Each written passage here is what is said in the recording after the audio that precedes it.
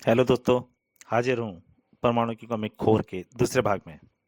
दोस्तों, आपने पढ़ा कि किस तरह से दीमक एक बैंक पर हमला करती हैं और सभी पैसे लेकर निकल जाती हैं। उसके बाद वो दीमक इंस्पेक्टर विनय को ढूंढती हुई चौकी पर हमला करती हैं और वहाँ सभी उपस्थित पुलिस वालों को मार देती हैं, परंतु इंस्पेक्टर विनय परमाणु बन के बच जाता है। और उसके बाद उसको फिर खबर मिलती है कि एक जगह पर दीमक का हमला कर रही है परमाणु आयत कारखाने पर। वहाँ पे पहुंच जाता है परमाणु उन दीमकों का सामना करने के लिए, परंतु वहाँ पे उन वो दीमक एक अनोखा रूप लेती हैं, जो रूप होता है खोर का। दोस्तों, यहाँ तक की कहानी आप पहले भाग में पढ़ चुके हैं। अब उसके आगे, परमाणु को कब से तेरी तलाश थी खोर, आज तुझे बचकर आने नहीं दूंगा। दीमकों पर आक्रमण के लिए अपने सही प्रतिनिधि की तलाश पक्ष पर जाकर समाप्त होती है खोर। इस्पात को भी चटका देने वाली परमाणु की ठोकर धड़ाक। हवा में उड़ता हुआ सा पुनः खोर पर झपटा परमाणु। दीमकों के रहस्य ने पूरे शहर में खलबली मचा रखी है। आज उस खलबली को रोकने के लिए मुझे तुम्हारे दिमाग से खलबली मचानी होगी खोर। अचानक करोड़ों दीमकों में टूटकर बिखर गया खोर, ठीक ऐसे जैसे रेत का टीला भुरभुरा कर गिरा है। ओह, यह क्या! ये तो फिर दीमकों में बदल गया। अब ये दीमकें मेरे शरीर पर चढ़ रही हैं। बहुत भयानक हमला था वो। सभी दीमक परमाणु के ऊपर हमला करने दौड़ पड़ी एक साथ। चीख उठा परमाणु भी। प्रोफेसर! उफ! सैकड़ों दीमकों ने अपने शरीर से कैसे अपना अलग करूं? मौत नजर आई थी परमाणु को, लेकिन वो जिसकी निगाहें हर पल गिद्ध की तरह चौकस रहती हैं, खतरे को बहुत पहले ही भांप चुका था। परमाणु को किसी ने उठा लिया। आह! प्रियंका, सोडियम क्लोराइड के घोल में डुबो दो परमाणु को। Yes professor. ये थी प्रियंका जिसने परमाणु को उठा लिया था, और नमक के घोल में छूट गई दीमक परमाणु के शरीर से।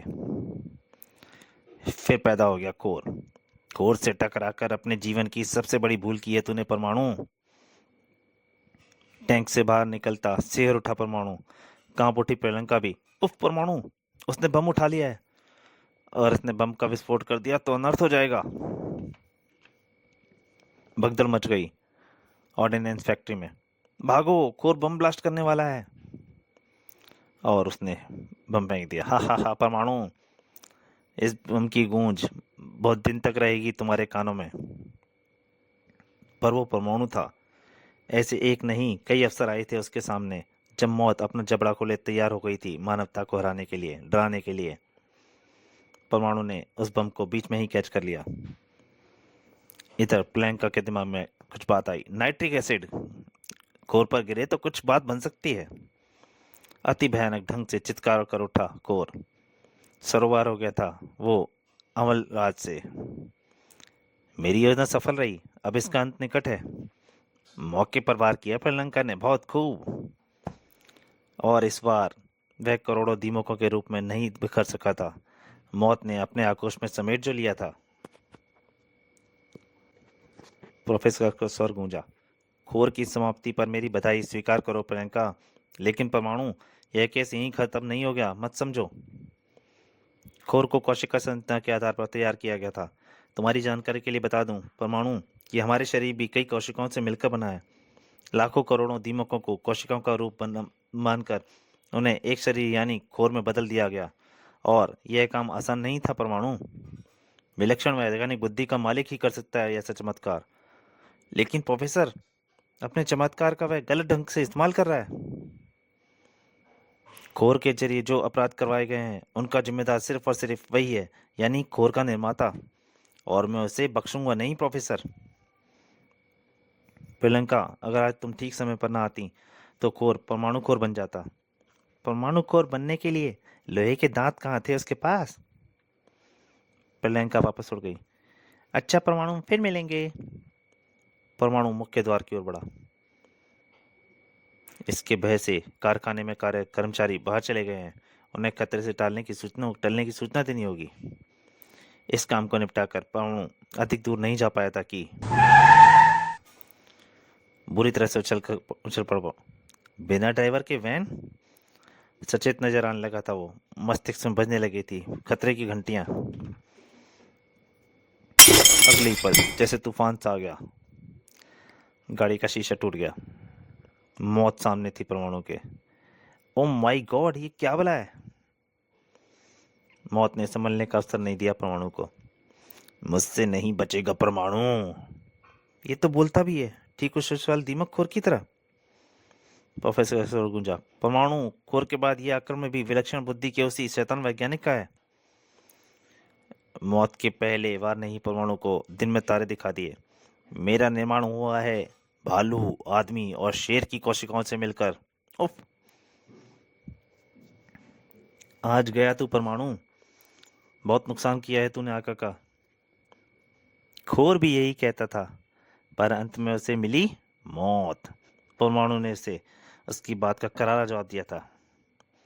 परमाणु पावर बिजली की तरह टूट पड़ी मौत पर। ओह, मौत को भी मौत आ सकती है अगर वास्ता परमाणु से पड़ा हो उसका। परमाणु की ठोकर पड़ी उसकी छाती पर। हार गई थी मौत परमाणु से। मुझे उस पल का इंतजार है जब मेरा सामना होगा तुम्हारे आका। परमाणु के शब्द उसके मुंह में ही रह गए। कोई था, हा हा हा हा हा हा। उस सेल को पलट के परमाणु, यहाँ तो कोई नहीं है।